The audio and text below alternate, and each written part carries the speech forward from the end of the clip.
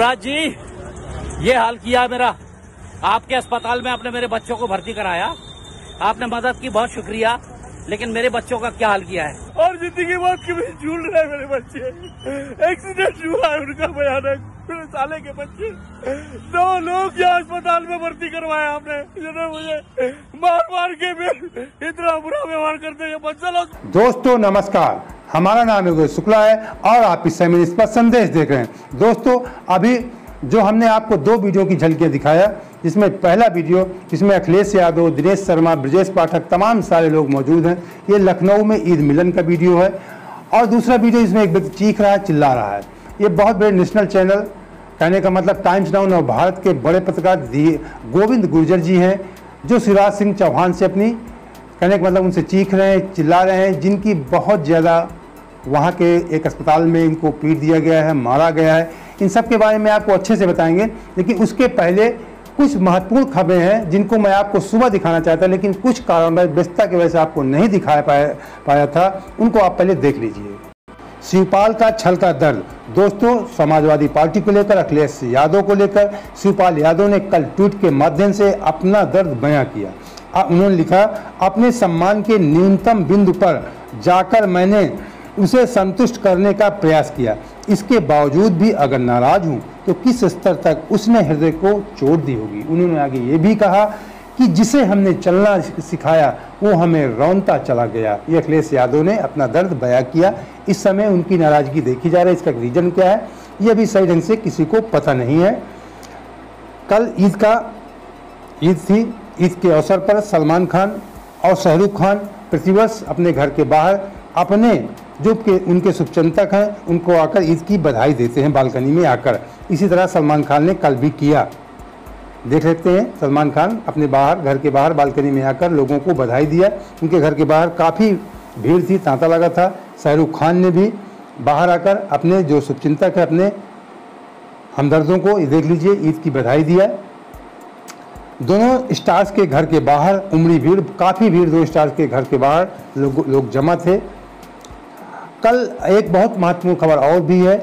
योगी आदित्यनाथ जी इस समय उत्तराखंड गए थे, जहां पर उन्होंने अपने मां से आशीर्वाद लिया। उन्होंने एक ट्वीट किया जिसमें केवल मां लिखा और मां के पैर छूते अपनी फोटो भी उन्होंने ट्वीट किया। उन्होंने ये ऐसा बताया जा रहा है कि 28 साल बाद सीएम योगी आदित्यनाथ जी अपनी मां से मिले हैं, उनसे आशीर्वाद प्राप्त किया है। और इसके अलावा उन्होंने अपने गुरु अवैधनाथ की मूर्ति का अनावरण भी किया उत्तराखंड में और तमाम कार्यक्रमों में शामिल हुए। इस शख्स को आप सभी लोग जानते होंगे, ये एलन मस्क जी हैं, दुनिया के सबसे रईस आदमी, इस समय काफ़ी चर्चित हैं। ये अंतरिक्ष पे भी अपना काम कर रहे हैं, अपने यान भेज रहे हैं और इनकी जो कार कंपनी दुनिया की सबसे महंगी कार कभी टेस्ला है। तो ये एलन मस्क जी अपने माँ के साथ मस्ती कर रहे हैं। ये कार्यक्रम में गए हैं। मेट गाला 2022 इवेंट का नज़ारा है जहाँ पे कार्यक्रम में गए थे। उन्होंने फनी अंदाज में देखिए कुछ लोगों को हंसाया भी अपनी माँ के साथ। उनकी माँ 74 साल की हैं। एलन मस्क की माँ दुनिया के सबसे रईस आदमी हैं, इस समय काफ़ी चर्चा में रहते हैं। ये कुछ नया करने के लिए हरदम सोचते हैं। ये अभी आप पिछले महीने ही इन्होंने ट्विटर को खरीद लिया है और ये कह रहे हैं कि ट्विटर को पूर्ण रूप से बदल दिया जाए, कुछ नई तकनीक ढंग से उसे पेश किया जाएगा क्योंकि एलन मस्क कुछ नया करने के लिए प्रसिद्ध हैं, कुछ नया ही करते रहते हैं।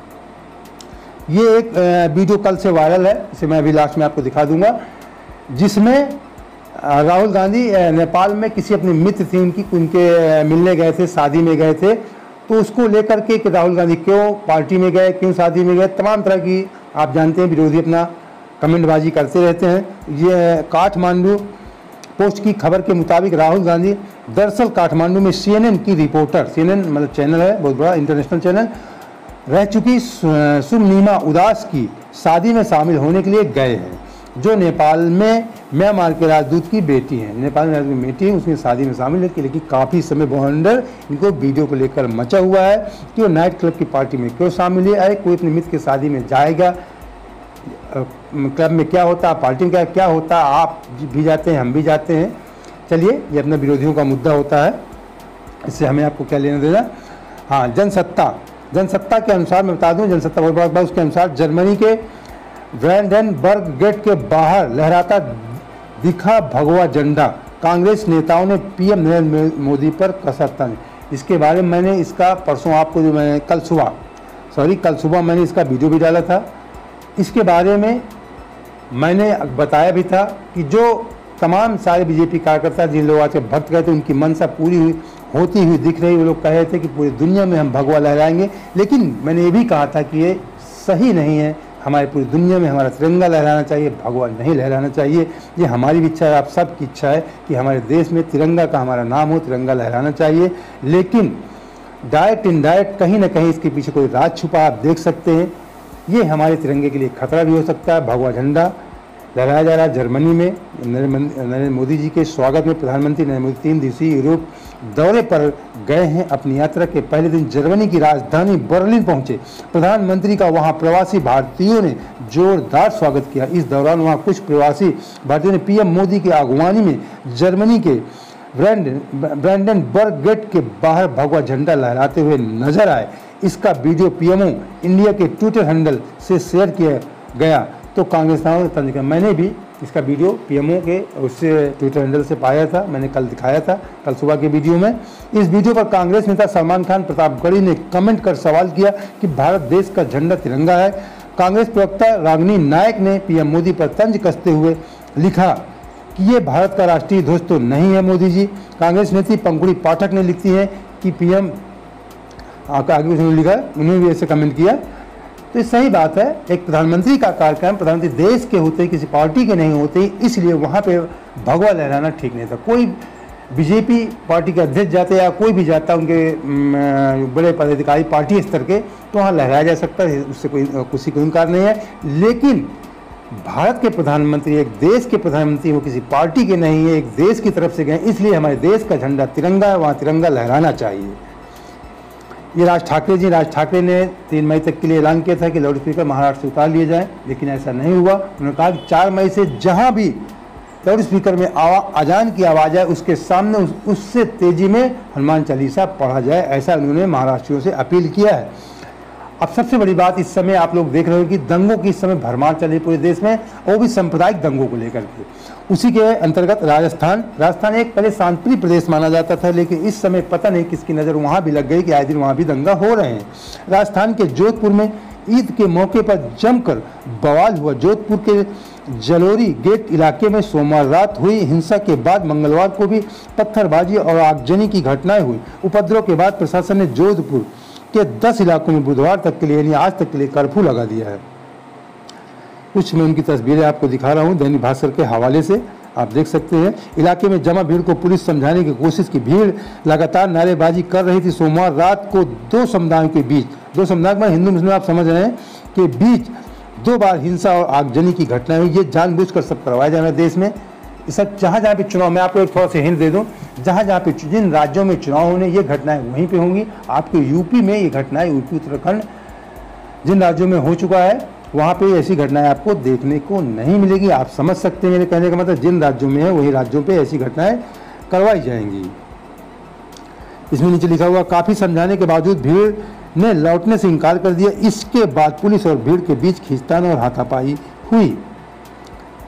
देख लीजिए, पुलिस और पब्लिक के बीच काफ़ी लाठीचार्ज भी पुलिस को करना पड़ा था। मामला बढ़ता देख पुलिस ने लाठीचार्ज किया। इसके बाद भीड़ भाग खड़ी हुई। इस घटना के बाद सीएम अशोक गहलोत ने हाई लेवल मीटिंग की और दोषियों के खिलाफ कार्रवाई करने का निर्देश दिया। पुलिस वाले भी देख लीजिए जख्मी हो गए थे। उपद्रवियों को रोकने के लिए तैनात पुलिस अधिकारी और जवान भी घायल हुए। उपद्रवियों को हमले में घायल हुए एक पुलिसकर्मी, सोमवार रात 4 पुलिसकर्मी घायल हुए थे। ये घटना हुई तब 4 पुलिसकर्मी घायल हुए थे। पुलिस देख लीजिए लाठीचार्ज कर रही है। उपद्रव के बाद पुलिस ने लाठीचार्ज किया। उपद्रवियों ने जलोरी गेट के नज़दीक सूरसागर से भाजपा विधायक सूर्यकांता व्यास के घर के बाहर भी हंगामा किया। यहाँ एक बाइक भी फूंक दी गई।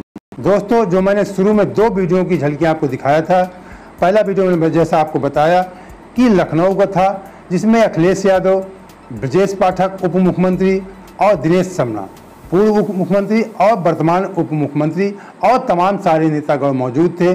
तो मेरे वीडियो दिखाने का एक ही तात्पर्य था कि ये सारे नेतागण जब कोई सार्वजनिक कार्यक्रम होता है या इनका कोई व्यक्तिगत कार्यक्रम होता है तो ये सब लोग एक हो जाते हैं।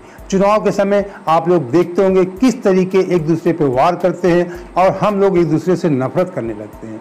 तो मेरा कहने का तात्पर्य है कि ईद मिलन के अवसर पर दिनेश शर्मा, उप मुख्यमंत्री या वर्तमान उप मुख्यमंत्री ब्रजेश पाठक जी, अखिलेश यादव, तमाम सारे नेता मौजूद थे। तो आप लोग, हम लोग, हमको आपको लगाया, इस समय आप लोग देख रहे हैं कि देश में आए दिन सांप्रदायिकता के नाम पे दंगे कराए जा रहे हैं। राजस्थान जो एक शांतिप्रिय प्रदेश था, वहाँ भी दंगों की आप देखते हैं इस समय भरमार सी आ गई है। जोधपुर में इसके पहले तमाम 2-3 दंगे हुए। तो इस तरीके मध्य प्रदेश में, बंगाल में, गुजरात में, हर जगह कहीं भी आप देख लीजिए, इस समय सांप्रदायिक दंगों की, जहर उगलने वाले साधुओं की, नेताओं की बाढ़ सी आ गई है। तो इनसे सबसे हमें आपको सावधान रहना है, क्योंकि नेता, मैंने एक वीडियो आपको दिखाया था 3-4 दिन पहले, जिसमें बिहार की एक रोजा इफ्तार की पार्टी थी, जिसमें नीतीश कुमार, तेजस्वी यादव और चिराग पासवान सारे नेता मौजूद। ये जब इनका कोई कार्यक्रम, सब लोग एक हो जाते हैं। हमें आपको लगा केवल चुनाव, मैं एक बात महत्वपूर्ण आपको बता दूं, जहां जहां पे चुनाव होंगे वहीं पे दंगे होंगे। इस समय आप गौर कर लेना, यूपी या उत्तराखंड में दंगे नहीं होंगे, क्योंकि यहाँ पे अभी चुनाव नहीं है, प्रदेश का चुनाव नहीं। राजस्थान, एमपी, तमाम गुजरात, इन राज्यों में चुनाव है। यहीं पे आपको ज्यादा दंगे, फसाद, सांप्रदायिकता की बातें करने वाले, दंगा गाने लोग यहीं पे आपको देखे जाएंगे। अब दूसरा वीडियो जो है उसको फिर थोड़ा सा आप देख लीजिए। शिवराज जी, ये हाल किया मेरा, आपके अस्पताल में आपने मेरे बच्चों को भर्ती कराया, आपने मदद की, बहुत शुक्रिया, लेकिन मेरे बच्चों का क्या हाल किया है। मुझे ये परिणाम दिया है, मुझे मारा गया, पीटा गया, कुत्तों की तरह पीटा गया हुआ। मैं हाथ जोड़ रहा हूँ कि मुझे जाने दो, मुझसे अगर थोड़ी सी भी गलती हो गई तो मैं माफी मांग लेता हूँ। अगर मैंने, मेरे बच्चे जिंदगी और मौत के बीच झूल रहे इस अस्पताल में पड़े हुए, जिनको मल्टीप्लेक्चर्स हुए हैं और जिंदगी मौत के बीच झूल रहे हैं मेरे बच्चे। एक्सीडेंट हुआ है उनका भयानक, मेरे साले के बच्चे, 2 लोग यहाँ अस्पताल में भर्ती करवाया आपने, जिन्होंने मुझे मार मार के इतना बुरा व्यवहार। दोस्तों, आपने देखा ये व्यक्ति गोविंद गुर्जर जी जो हैं, किस तरीके सीएम शिवराज सिंह चौहान से, मध्य प्रदेश के मुख्यमंत्री से चीख रहे हैं, चिल्ला रहे हैं, उनको कह रहे हैं कि आपने इनके परिवार का एक्सीडेंट हो गया था, जिसे मुख्यमंत्री के आदेश पे बंसल हॉस्पिटल में भर्ती कराया गया था। और जब इनको पता चला तो ये अस्पताल भागे भागे पहुंचे, वहां पे मिलने का प्रयास किया, इन्हें रोका गया गार्डों, कुछ हमने नाराजगी दिखाया होगा, तब इनकी गार्डों और वहाँ के डॉक्टरों ने बहुत ज़्यादा इनको मारा, इनकी पिटाई कर दिया। इसमें बाद में ये कह रहे हैं, चिल्ला रहे हैं कि मुझसे अगर कोई गलती हुई हो तो मैं माफ़ी मांग लेता, मुझे आप लोगों ने बहुत मारा, मेरे साथ अन्याय किया। सीएम बड़े पत्रकार हैं, इनकी सीएम जी से डायरेक्ट इनकी बैठक होती, सीएम जी ने खुद इनको फ़ोन करके बताया कि हमने आपको परिवार को भर्ती करा दिया। लेकिन आप देख सकते हैं किस तरीके Bansal hospital, Bansal news channel भी इसका है, वहाँ के डॉक्टर और गार्डों में किस बेरहमी से इस पत्रकार को मारा गया।